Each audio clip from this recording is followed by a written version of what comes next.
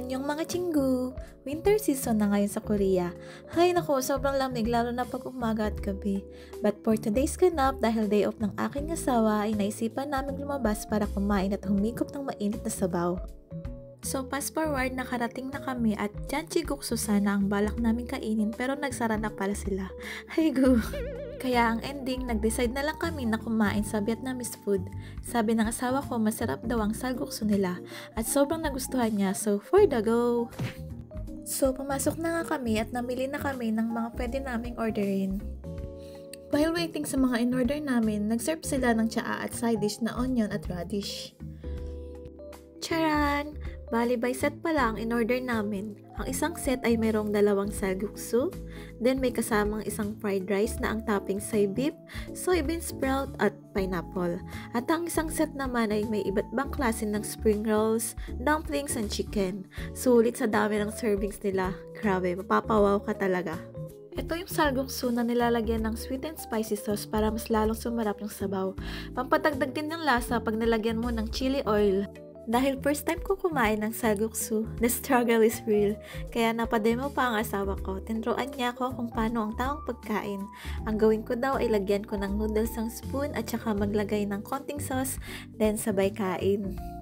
At syempre, isa akong masunurin na bata. Kaya dapat sundin ang tinuro ng aking teacher at baka hindi pa ako nito mailibre. Charot! In fairness, ang sarap niya. At hindi naman halatang gutom ako dyan. Sa dami ng nilagay at sa laki ng subo ko, no? At ito, sinubuan pa ako ng asawa ko.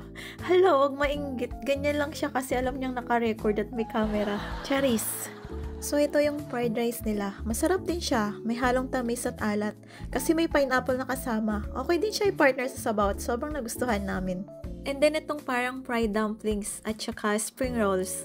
Halos kalasa lang siya ng lumpiang Shanghai pero iba yata yung gamit nila na wrapper kasi kakaiba yung texture niya at mas malutong for me. Nilagyan siguro ng cornstarch. Huy, wag kang desisyon na. Teka, pa-entry naman daw yung asawa ko, hindi yung puro ako lang. Wow! Ang sarap din ng chicken wings nila. Yung lasa niya is katulad ng chicken na natikman ko sa Japan. Yung seasoning kasi parang karage. Wow, simot pati buto. At kung i-rate ko to ay 9 out of 10. Masarap din pala ang pagkain ng mga Vietnamese. Hindi nalalayo sa pagkain ng mga Pinoy. Must try at tiyak kong magugustuhan nyo din. Hindi halatang nagustuhan namin sa dami ng servings na ubos namin lahat yan. Fast forward, bago kami umuwi ay dumaan muna kami sa Home Plus para mag-grocery. At dahil may nakuhang coupon si Habi ng worth 100k won, ay ito na lang ang ipangbabayad namin. Unang-una namin binili yung paborito kong cherry. Tsaka na ako bibili ng strawberry kasi mahal pa ngayon eh. At dahil mahilig magluto at kumain ng asawa ko ng kimchi jjigae at budae jjigae ay napabili na din kami ng tokwa. Napadaan din kami sa bilihan ng mga sushi at 20k won lang ang isang set kaya naisipan naming bilhan ng aking mga biyanan bilang pasalubong. Ang sweet, diba? Tapos na kami mamili at hindi ko na na-video ang iba pang napamili namin dahil naghihingalo na ang baterya ng aking cellphone. Salamat sa panonood. See you on my next ganap. Annyeong!